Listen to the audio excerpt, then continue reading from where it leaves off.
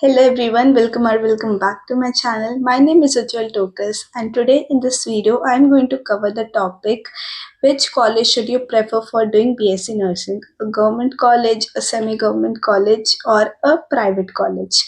So as I have written in the thumbnail, I'm going to talk about my college also. So as I talk about the points that you should note for preferring a college, I will talk about my college also, like where my college stands. So if I'm talking about fees, I will give you estimate about my college fees, or if I'm talking about clinical exposure, I will talk about my college clinical exposure. So like this, I will also tell you where my college stands, so it will clear all the further confusions for you about my college also. So the things, the points that you should know about for choosing a BSc nursing college is always obviously first the fees. So it is a very variable thing and it varies according to the family economic conditions. So obviously we all know that the fees of the government college is much more lower than the private one. So in order to give you an estimate about the fees of the private college, it is 3 lakhs per annum. So all those who I know who are doing BSc nursing from a private college, the fees is this only. Per semester, you can say 1.5 lakh for a semester, and for a year, it's 3 lakhs rupees. And the fees of the private college, it starts from 70 to 3 lakh or furthermore. And obviously the government college, it is much more lower, and for a government college it is less than 40,000 per year. So this is the estimate.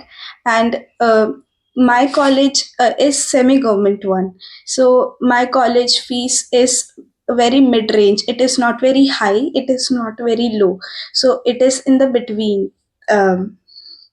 The fees of my college. The next point that I have covered is clinical exposure. So, clinical exposure should be always on your priority list in order to choose a college.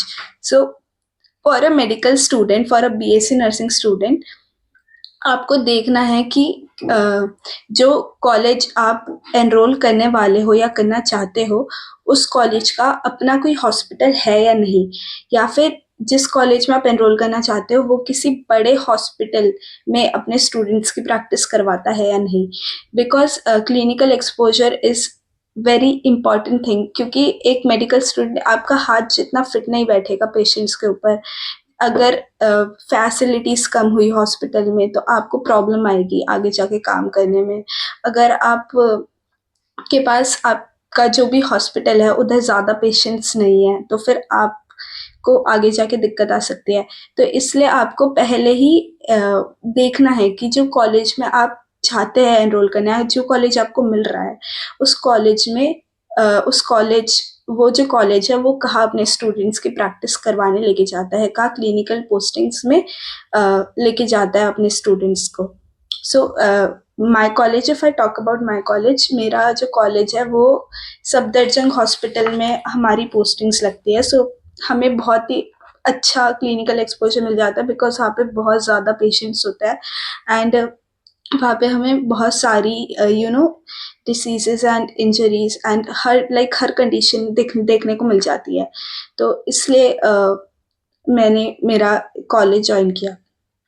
The third thing is teaching and faculty. So आप जिस भी college में enrol करने वाले हैं, आप उनके senior से बात करिए इस बारे में कि मतलब टीचिंग कैसे होती है, मतलब जो फैकल्टी है वो कैसा पढ़ाते हैं.